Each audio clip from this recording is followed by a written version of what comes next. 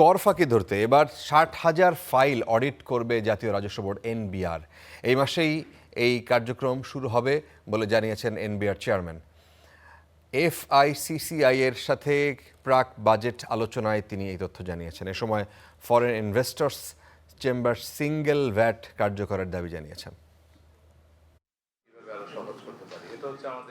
আগামী 2026-27 অর্থ বাজেটকে সামনে রেখে সোমবার এনবিআর-এর প্রাক বাজেট আলোচনায় অংশ নেয় foreign investors chamber of commerce and industry.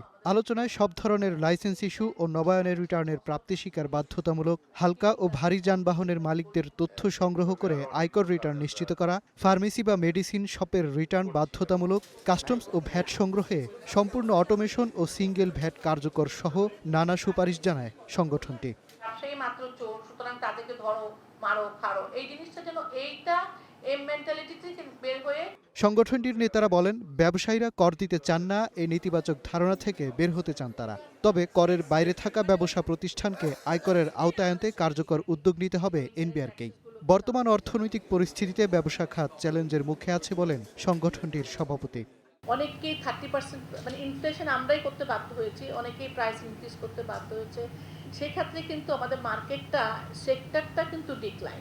Provident fund gratuity অ্যাপ্রুভালগুলো করার জন্য আগে বোর্ডে আসতে হতো, গ্র্যাচুইটির ক্ষেত্রে এখন সবগুলো কমিশনারে চলে যেত। আমরা মনে করছি স্যার ফান্ডের অ্যাপ্রুভালগুলো যেন অটোমেশনের আওতায় যেন চলে আসে। 360 degree cross checking between the company who is actually submitting a withholding tax return versus the pay, এটা স্যার কোনোভাবে আপনি সিস্টেমে আনতে পারেন কিনা। আলোচনায় এনবিআর চেয়ারম্যান বলেন, প্রত্যেক বাজেটেই বাড়তি চাপে ফেলা হয় এনবিআরকে। এবার কর ফাঁকি ধরতে এ মাসেই 60,000 ফাইল অডিট শুরু করছেন তারা। প্রত্যেক বছর বাজেট করার আগেই আমার উপর একটা বড় প্রেশার ফাইন্যান্স ডিভিশন থেকে দেওয়া হয় যে এত কোটি টাকা আদায় করতে হবে। অপারেশনাল এফিসিয়েন্সি বাড়িয়ে খুব বেশি করতে পারি না। এটা ইফেক্টিভ হয় যদি আমরা পলিসি মেজারের ট্যাক্স রেট কম বেশি করে করি। তো আমি এখনো টোটাল ডাটা পাচ্ছি না। যতটুকু ডাটা অ্যাভেলেবল আছে, যেমন দেখবেন যে আগামী 7-10 দিনের মধ্যে আমরা ইনকাম ট্যাক্সের 60,000 অডিট সাবমিশন করব। প্রাক বাজেটে টোবাকো নিয়ে আলোচনা উঠলে এনবিআর চেয়ারম্যান বলেন, শুধু রাজস্ব আহরণ নয়, তামাকজাত পণ্যে ভ্যাট বাড়াতে আছে আন্তর্জাতিক মাদক বিরোধী আন্দোলনের চাপ।